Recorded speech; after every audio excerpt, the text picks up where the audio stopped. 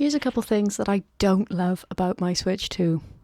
And that pains me to say. I'm not going to harp on about the power. The Switch isn't made to be the most powerful console on the market. However, that doesn't mean that it gets everything right. One of the things I don't particularly love about the Switch 2 are the online features. This has been a problem since Switch 1. Nintendo never quite nailed this down. It is no Street Pass. Street Pass was the last legendary online feature that we ever had from Nintendo. I mean, they've kind of improved it with the Switch 2, don't get me wrong, but I personally would rather jump on a Discord call than have to go through the rigmarole of using any of the features that Nintendo have baked in. Secondly, and I do kind of hate to say it, it's battery life. Now, I bought a Steam Deck, original Steam Deck, LCD model. I know bad battery life. I am no stranger to needing a power bank. However, one of the things I loved most about my Switch 1 was the battery life. I would choose to take the Switch 1 with me when I travelled over other consoles like my Steam Deck because of the battery life. My Switch 1 has been to Greece, my Switch 1 has been to Iceland, my Switch 1 has travelled, and that primarily is because of the battery life. I don't have that confidence with the Switch 2. I recently took my Switch 2 with me to Prague and it was great entertainment wise, but I did have to take my power bank. And like, taking a power bank in this day and age isn't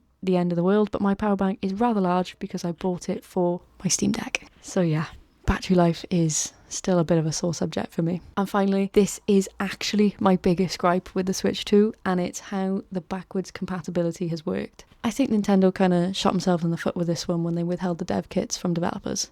This just meant that a lot of developers haven't had access to making things for the Switch 2 until now. It just seems like such a waste of the power that the Switch 2 brings. There are games that I've launched on the Switch 2 that are still running at 30 FPS for literally no reason. One of my favourite games, genuinely, of all time is SpongeBob Cosmic Shake. I friggin' love the game. I have it on PC.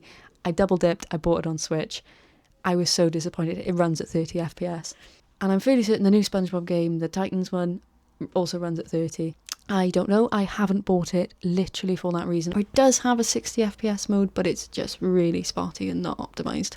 And there are so many games that are still running at 30 FPS and it just makes me want to pull my hair out. There's no need. I guess I'm just used to with the Steam Deck being able to tweak settings and make things run with better performance, better graphics, whatever. This is kind of trickling down to the Switch 2 very, very slowly, but for titles that haven't been updated, you are just stuck with crappy graphics and crappy performance. And crappy everything.